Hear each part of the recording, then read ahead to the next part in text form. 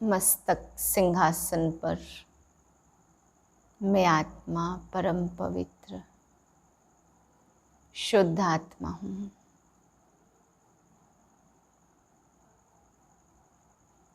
मुझ आत्मा से पवित्र वाइब्रेशन निकल रहे हैं और सफ़ेद किरणों के द्वारा फैल रहे हैं। निरंतर पवित्रता की अनुभूति हो रही है। इसी स्मृति में आज के महावाक्य सुनते हैं। 17/4/2022 के महावाक्य हैं। टॉपिक है सर्व अनुभूतियों की प्राप्ति का आधार पवित्रता। आज स्नेह के सागर बाप दादा अपने चारों ओर के रूहानी बच्चों के रूहानी फीचर्स देख रहे हैं। हर एक ब्राह्मण बच्चे के फीचर्स में रूहानियत है, लेकिन नंबरवार है, क्योंकि रूहानियत का आधार पवित्रता है। संकल्प, बोल और कर्म में पवित्रता की जितनी जितनी धारणा है, उसी प्रमाण रूहानियत की झलक सूरत में दिखाई देती है। ब्राह्मण जीवन की चमक पवित्रता है। निरंतर अतीन्द्रिय सुख और स्वीट साइलेंस का आधार है पवित्रता। पवित्रता नंबरवार है तो इन अनुभूतियों की प्राप्ति भी नंबरवार है। अगर पवित्रता नंबर 1 है तो बाप द्वारा अनुभूतियों की प्राप्ति भी नंबर 1 है। पवित्रता की चमक स्वतः ही निरंतर चेहरे पर दिखाई देती है। पवित्रता की रूहानियत से नयन सदा ही निर्मल दिखाई देंगे। सदा नयनों में रूहानी आत्मा और रूहानी बाप की झलक अनुभव होगी। आज बाप दादा सभी बच्चों की विशेष यह चमक और झलक देख रहे हैं। आप भी अपने रूहानी पवित्रता के फीचर्स को नॉलेज के दर्पण में देख सकते हो, क्योंकि विशेष आधार पवित्रता है। पवित्रता सिर्फ ब्रह्मचर्य को नहीं कहा जाता, लेकिन सदा ब्रह्मचारी और सदा ब्रह्माचारी अर्थात ब्रह्मा बाप के आचरण पर हर कदम चलने वाले, उनका संकल्प, बोल और कर्म रूपी कदम नेचुरल ब्रह्मा बाप के कदम पर कदम होगा। जिसको आप फुट स्टेप कहते हो, उनके हर कदम में ब्रह्मा बाप का आचरण दिखाई देगा। तो ब्रह्मचारी बनना मुश्किल नहीं है, लेकिन यह मन वाणी कर्म के कदम ब्रह्मचारी हो, इस पर चेक करने की आवश्यकता है। और जो ब्रह्मचारी है उनका चेहरा और चलन सदा ही अंतर्मुखी और अतीन्द्रिय सुख वाला अनुभव होगा। एक है साइंस के साधन और ब्राह्मण जीवन में ज्ञान के साधन। तो ब्रह्मचारी आत्मा साइंस के साधन व ज्ञान के साधन के आधार पर सदा सुखी नहीं होते, लेकिन साधनों को भी अपनी साधना के स्वरूप में कार्य में लाते हैं। साधनों को आधार नहीं बनाते, लेकिन अपनी साधना के आधार से साधनों को कार्य में लाते हैं। जैसे कोई ब्राह्मण आत्माएं कभी कभी कहते हैं, हमें यह चांस नहीं मिला, इस बात की मदद नहीं मिली, यह साथ नहीं मिला, इसलिए खुशी कम हो गई, अथवा सेवा का स्वयं का उमंग उत्साह कम हो गया। पहले पहले बहुत अतीन्द्रिय सुख था, उमंग उत्साह भी रहा, मैं और बाबा और कुछ दिखाई नहीं दिया, लेकिन मेजॉरिटी 5 से 10 वर्ष के अंदर अपने में कभी कैसे अनुभव करने लगते। इसका कारण क्या है? पहले वर्ष से 10 वर्ष में उमंग उत्साह 10 गुना बढ़ना चाहिए, लेकिन कम क्यों हो गया? यही कारण है साधना की स्थिति में रह साधनों को कार्य में नहीं लगाते। कोई न कोई आधार को अपनी उन्नति का आधार बना देते और वह आधार हिलता तो उमंग उत्साह भी हिल जाता है। वैसे आधार लेना बुरी चीज नहीं है, लेकिन आधार को ही फाउंडेशन बना देते। बाप बीच से निकल जाता और आधार को फाउंडेशन बना देते हैं, इसलिए हलचल क्या होती? यह होता तो ऐसा नहीं होता, यह होगा तो ऐसे होगा, यह तो बहुत आवश्यक है, ऐसे अनुभव होने लगता है। साधना और साधन का बैलेंस नहीं रहता, साधनों की तरफ बुद्धि ज़्यादा जाती है, साधना की तरफ बुद्धि कम हो जाती। इसलिए कोई भी कार्य में, सेवा में बाप की ब्लेसिंग अनुभव नहीं करते, और ब्लेसिंग का अनुभव न होने के कारण साधन द्वारा सफलता मिल जाती तो उमंग उत्साह बहुत अच्छा रहता, और सफलता कम होती तो उमंग उत्साह भी कम हो जाता। साधना अर्थात शक्तिशाली याद, निरंतर बाप के साथ दिल का संबंध। साधना इनको नहीं कहते कि सिर्फ योग में बैठ गए, लेकिन जैसे शरीर से बैठते वैसे दिल मन बुद्धि एक बाप की तरफ, बाप के साथ साथ बैठ जाए। शरीर भल यहाँ बैठा है, लेकिन मन एक तरफ, बुद्धि दूसरे तरफ जा रही है। दिल में और कुछ आ रहा है तो इसको साधना नहीं कहते। मन बुद्धि दिल और शरीर चारों ही साथ साथ बाप के साथ समान स्थिति में रहे, यह है यथार्थ साधना। समझा? अगर यथार्थ साधना नहीं होती तो फिर आराधना चलती। पहले भी सुनाया, कभी याद करते कभी फरियाद। याद में फरियाद की आवश्यकता नहीं। साधना वाले का आधार सदा बाप ही होता, और जहाँ बाप है वहाँ सदा बच्चों की उड़ती कला है। कम नहीं होगा, लेकिन अनेक गुना बढ़ता जाएगा। कभी ऊपर कभी नीचे, इसमें थकावट होती है। आप कोई भी हलचल के स्थान पर बैठो तो क्या होगा? ट्रेन में बहुत हिलने से थकावट होती है ना। कभी बहुत उमंग उत्साह में उड़ते, कभी बीच में रहते, कभी नीचे आ जाते तो हलचल हो गई ना। इसलिए या थक जाते हो या बोर हो जाते हो, फिर सोचते हैं क्या ऐसे ही चलना है। लेकिन जो साधना द्वारा बाप के साथ हैं, उनके लिए संगम युग पर सब नया ही नया अनुभव होता। हर घड़ी हर संकल्प में नवीनता, क्योंकि हर कदम में उड़ती कला अर्थात प्राप्ति में प्राप्ति होती रहती। हर समय प्राप्ति है। सतयुग में हर समय बाप और वर्षे और वरदान के रूप में प्राप्ति कराते हैं, तो प्राप्ति में खुशी होती है और खुशी में उमंग उत्साह बढ़ता रहेगा। कम हो ही नहीं सकता। चाहे माया भी आए तो भी विजयी बनने की खुशी होगी, क्योंकि माया पर विजय प्राप्त करने के नॉलेजफुल बन गई हो। तो 10 साल वालों को 10 गुना और 20 साल वालों का 20 गुना हो रहा है। तो कहने में ऐसे आता, लेकिन है तो अनेक गुण। अब इस वर्ष क्या करेंगे? उमंग उत्साह तो बाप द्वारा मिली हुई आपकी अपनी जायदाद है।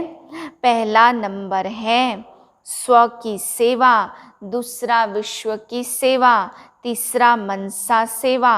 एक है वाणी द्वारा, दूसरी मनसा सेवा भी विशेष है। चौथा यज्ञ सेवा, जहाँ भी हो, जिस भी स्थान पर हो, वह सब सेवा स्थान यज्ञ कुंड है।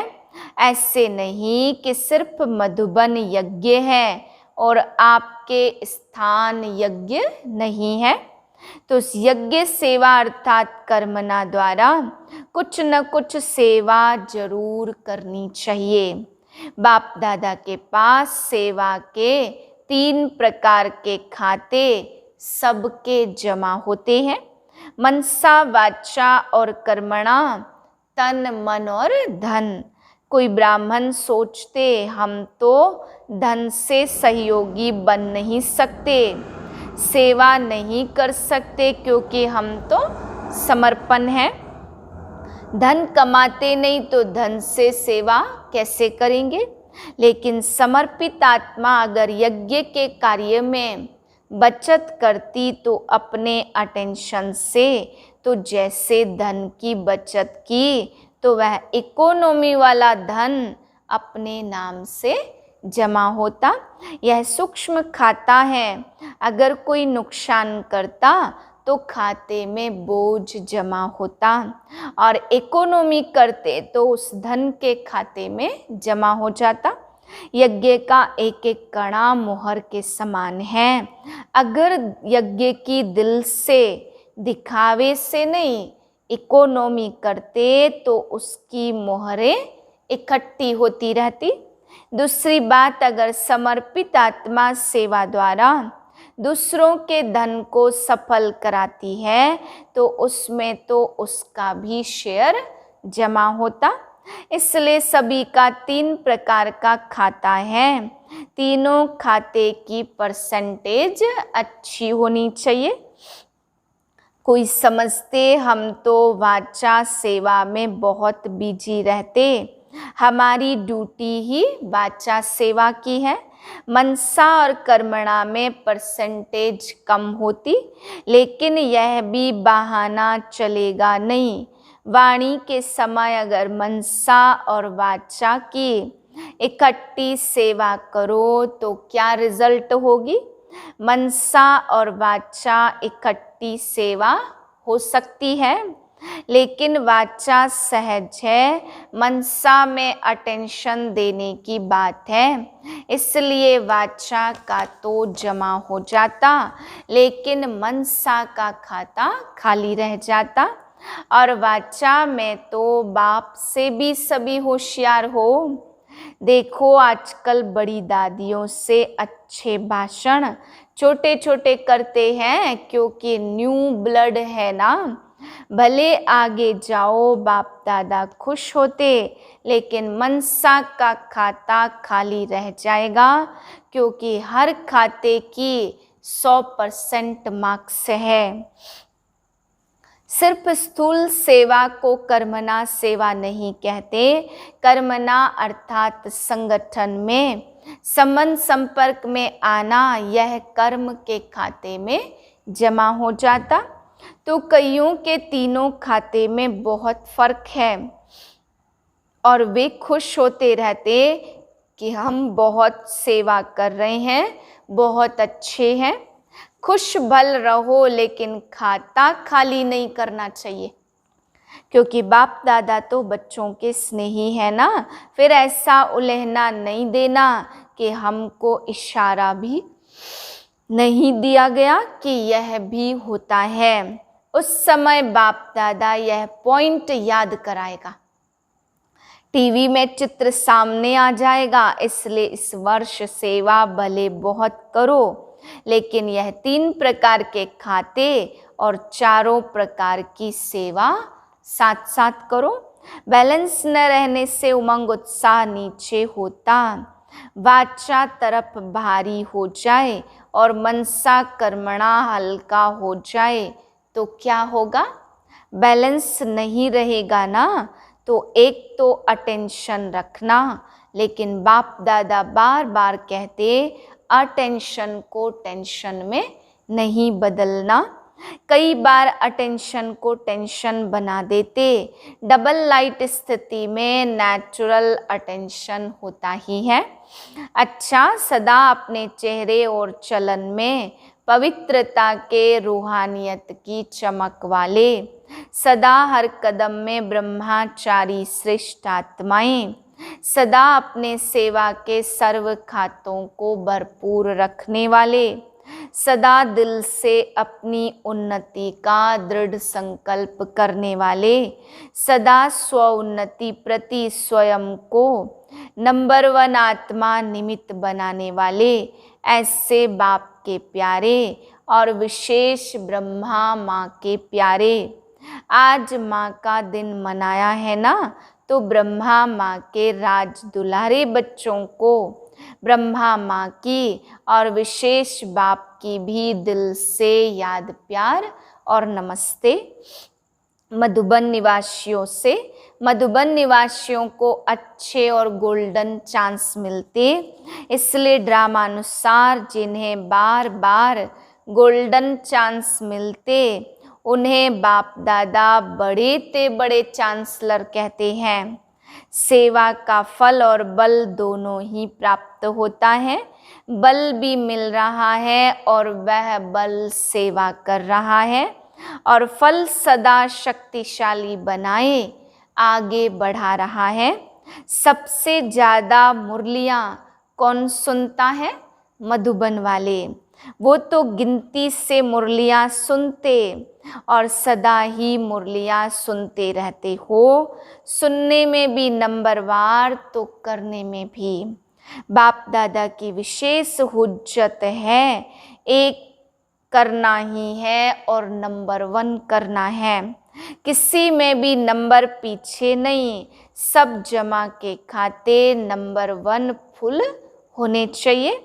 एक भी खाता जरा खाली नहीं होना चाहिए। जैसे मधुबन में सर्व प्राप्तियाँ, चाहे आत्मिक चाहे शारीरिक, सब नंबर 1 मिलती है, ऐसे अब करने में सदा नंबर 1 की निशानी है हर बात में विन करना। अगर विजयी है तो 1 जरूर है, विन कभी कभी है तो नंबर 1 नहीं। अच्छा, सेवा की मुबारकें, सेवा के सर्टिफिकेट तो बहुत मिले हैं, और कौन से सर्टिफिकेट लेने हैं? एक अपने पुरुषार्थ में दिल पसंद हो, दूसरा प्रभु पसंद हो, और तीसरा परिवार पसंद हो। यह तीनों सर्टिफिकेट हर एक को लेने हैं। ऐसे नहीं एक सर्टिफिकेट हो दिल पसंद का, दूसरे ना हो, तीनों ही चाहिए। तो बाप के पसंद कौन है? जो बाप ने कहा और किया, यह है प्रभु पसंद का सर्टिफिकेट। और अपने पसंद अर्थात जो आपकी दिल है वही बाप की दिल हो।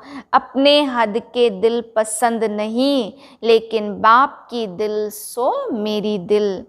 जो बाप की दिल पसंद वही मेरी दिल पसंद, इसको कहते दिल पसंद का सर्टिफिकेट। और परिवार की संतुष्टता का सर्टिफिकेट। तो यह तीनों सर्टिफिकेट लिए हैं। सर्टिफिकेट जो मिलता उसमें वेरीफाई भी होता, बड़ों से वेरीफाई भी करना पड़े। बाप तो जल्दी राजी हो जाते, लेकिन यहाँ सबको राजी करना है, तो जो साथ रहते उनसे सर्टिफिकेट को वेरीफाई कराना पड़े। बाप तो ज़्यादा रहम दिल है, तो हाँ जी कह देंगे। अच्छा, सभी की डिपार्टमेंट निर्विघ्न है, स्वयं भी निर्विघ्न हैं। सेवा की खुशबू तो विश्व में सूक्ष्म वतन तक भी है। सिर्फ 3 सर्टिफिकेट को वेरीफाई करना।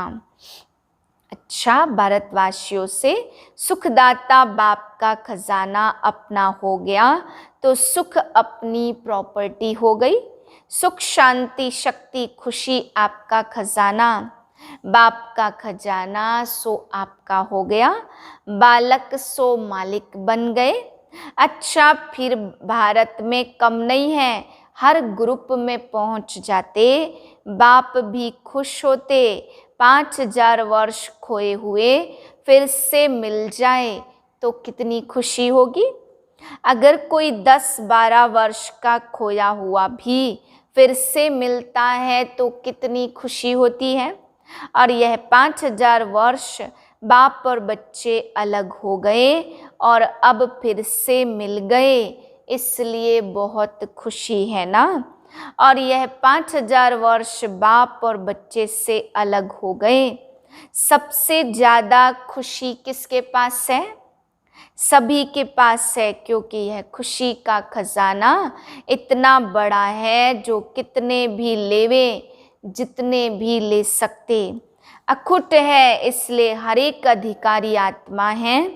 ऐसे है ना। संगम युग को कौन सा युग कहते?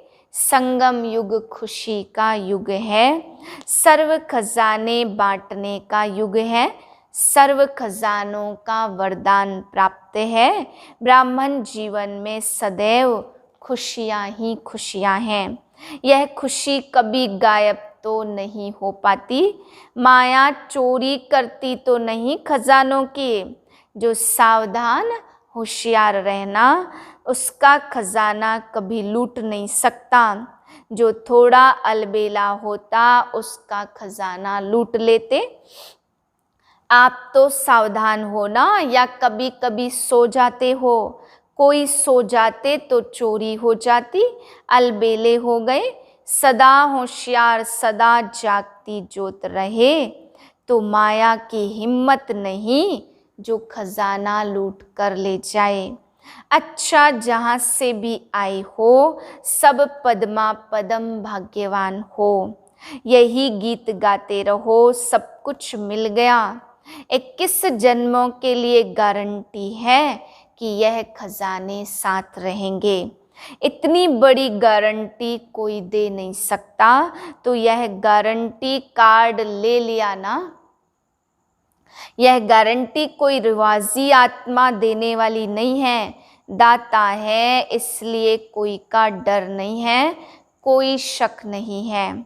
अच्छा, वरदान है, फॉलो फादर करते हुए सपूत बन हर कर्म में, सबूत देने वाले सफलता स्वरूप भाव। जो फॉलो फादर करने वाले बच्चे हैं वही समान है, क्योंकि जो बाप के कदम वो आपके कदम। बाप दादा सपूत उन्हें कहता जो हर कर्म में सबूत दे। सपूत अर्थात सदा बाप के श्रीमत का हाथ और साथ का अनुभव करने वाले। जहाँ बाप की श्रीमत व वरदान का हाथ है, वहाँ सफलता है ही है। इसलिए कोई भी कार्य करते स्मृति में लाओ कि बाप के वरदान का हाथ हमारे ऊपर है। स्लोगन है, हीरे तुल्य स्थिति में स्थित होकर किए गए कर्म ही मूल्यवान कर्म हैं। सूचनाएं, आज मास का तीसरा रविवार, सभी राजयोगी तपस्विनी भाई बहनें साय 6:30 से 7:30 बजे तक विशेष योग अभ्यास के समय अपने इष्ट देव रहम दिल दाता स्वरूप में स्थित हो भक्तों की मनोकामनाएं पूर्ण करने की सेवा करें। ओम शांति।